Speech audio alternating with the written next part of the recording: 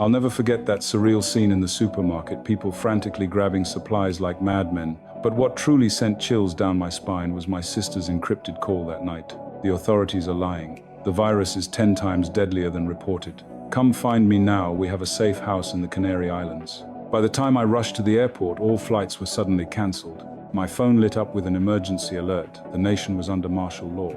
On my desperate journey back home, I witnessed my neighbor being dragged away by soldiers in full combat gear. His contorted body and grotesque expression told me everything this world was already over. For the next 2 weeks, I hid in my villa like a rat, surviving off solar power. That was until I met the elderly woman in a wheelchair.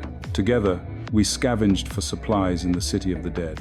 With her guidance, I not only found food but also discovered a rugged off-road motorcycle that expanded our reach. But when we heard the radio broadcast about the safe zone in the Canary Islands, the old woman chose to end her life with pills.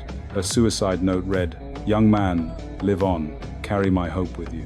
I headed to the evacuation point alone, only to walk right into a horde of the infected. After a narrow escape, I reached the port and boarded a cargo ship, only to learn that the captain only kept useful people. When I discovered the bodies of other survivors in the dead of night, I realized this ship was a floating graveyard. After teaming up with Victor, a pilot, we escaped to a hospital in search of a helicopter. Fighting through densely packed zones of the infected, I used barricade tactics I'd learned from TikTok to push forward. Just as we were about to board the chopper, the armed thugs from the ship caught up with us. That's when I made the craziest decision. I broke the chains and unleashed the horde, using a tidal wave of death to buy us time. As the helicopter finally lifted off, I excitedly called my sister only to hear her desperate warning, "Don't come."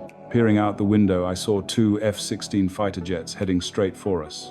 It turned out the end of this survival journey was just the beginning of another hell.